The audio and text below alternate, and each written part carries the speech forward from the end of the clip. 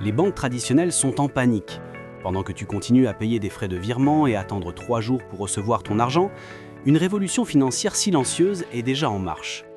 Les stablecoins remplacent les banques dans le quotidien de millions de personnes.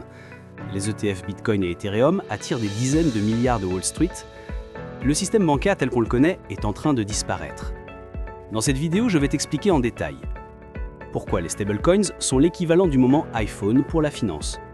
Comment plus de 100 milliards de dollars en ETF crypto transforment Wall Street, des histoires réelles de gens qui vivent déjà dans la banque 2.0, et surtout ce que ça signifie pour ton argent et ton futur. Pendant que tu dormais, 2000 milliards de dollars ont discrètement migré vers un système bancaire parallèle que la plupart des gens ignorent. Ce système fonctionne 24 heures sur 24, 7 jours sur 7, en dehors des banques traditionnelles. Et il est sur le point de les rendre obsolètes. Ce que je vais te révéler aujourd'hui n'est pas une théorie, c'est déjà en train de se produire, et les plus gros investisseurs de Wall Street y placent déjà des centaines de milliards. Je sais ce que tu penses, encore une vidéo sur la crypto. Mais arrête-toi une seconde, ce n'est pas une histoire de Get Rich Quick, ni le dernier token à la mode. C'est une reconstruction complète de la manière dont fonctionne l'argent. Une révolution silencieuse qui avance, que tu y participes ou pas.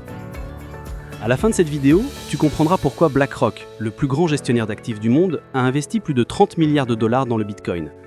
Tu verras comment les stablecoins traitent désormais plus de transactions que Visa. Et tu sauras exactement ce que ça signifie pour ton compte bancaire, ton épargne et ton futur. Mais promets-moi une chose, ne saute pas à la fin. Chaque étape est essentielle pour comprendre la suivante. Rate une pièce du puzzle et tu perds toute l'image. Dis-moi, quand as-tu essayé pour la dernière fois d'envoyer de l'argent à l'étranger ? Peut-être pour aider ta famille ou payer un freelance. Résultat, 20 à 50 euros de frais. 3 à 5 jours d'attente. Et toujours l'angoisse que la transaction se bloque. Pendant ce temps, la banque s'est gavée. Frais de change, frais de transfert et même profit en plaçant ton argent pendant ces jours d'attente.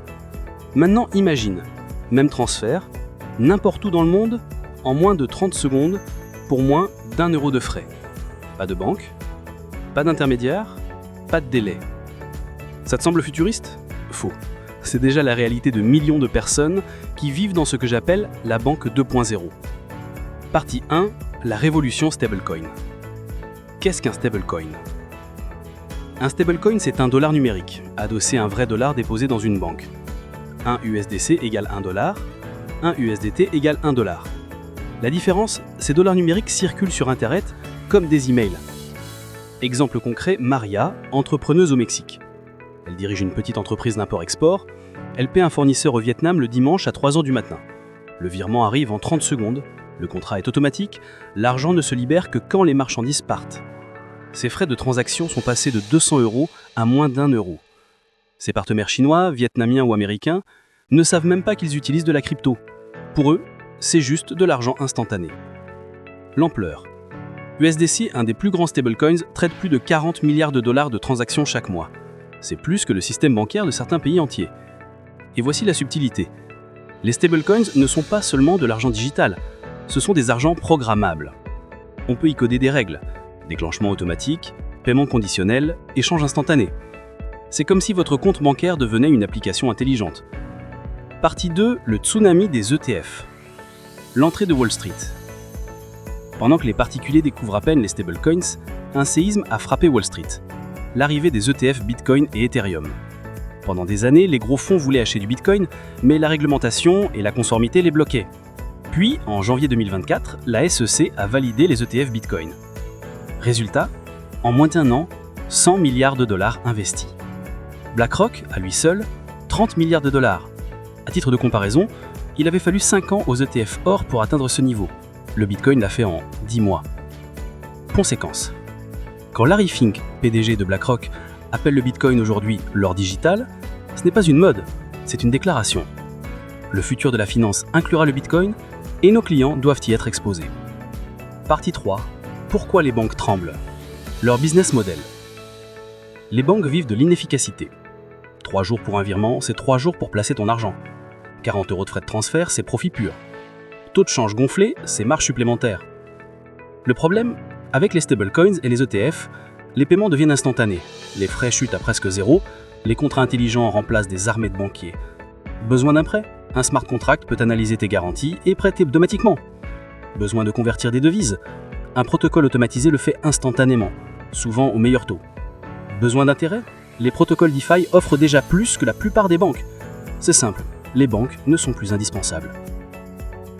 Exemple, JP Morgan. Le PDG appelait le Bitcoin une fraude en 2017. Aujourd'hui, JP Morgan traite des milliards via blockchain et lance sa propre monnaie digitale. Ils ne combattent plus la révolution, ils veulent la contrôler. Partie 4, histoire réelle. Carlos, freelance en Argentine. Inflation à 100%, son épargne fondait chaque mois. Aujourd'hui, il est payé en stablecoins, protège son argent, gagne 8% d'intérêt via DeFi. Jennifer, entrepreneuse aux USA. Avant, elle perdait plus en frais bancaires qu'en marketing. Avec les stablecoins, elle paie instantanément ses artisans dans 15 pays. Ses coûts bancaires ont chuté de 90%. Des millions de gens sont déjà dans la banque 2.0 et aucun ne veut revenir en arrière. Ce n'est pas juste une digitalisation des banques, c'est une réinvention complète, programmable, mondiale, instantanée. Chaque révolution technologique crée deux camps. Ceux qui s'adaptent tôt et explosent leur avance, ceux qui résistent et se réveillent trop tard. Internet a fait ça, les smartphones ont fait ça. Aujourd'hui, c'est l'argent. Conclusion. La révolution stablecoins est déjà là. La banque 2.0 est une réalité. Les ETF crypto ne sont plus une promesse. Ils ont déjà capté plus de 100 milliards de dollars. Tu as deux choix. Attendre que ton banquier s'adapte ou apprendre, agir et prendre de l'avance. Le futur appartient à ceux qui s'y préparent. Si cette vidéo a changé ta vision de l'argent, laisse un gros like pour que YouTube la montre à plus de monde. Commente ton avis. Est-ce que tu es déjà dans la banque 2.0 ou tu découvres à peine? Et abonne-toi à Cashflow Mental pour ne jamais rater les prochaines étapes de cette révolution. Le futur de l'argent est en train de s'écrire. Assure-toi d'en faire partie.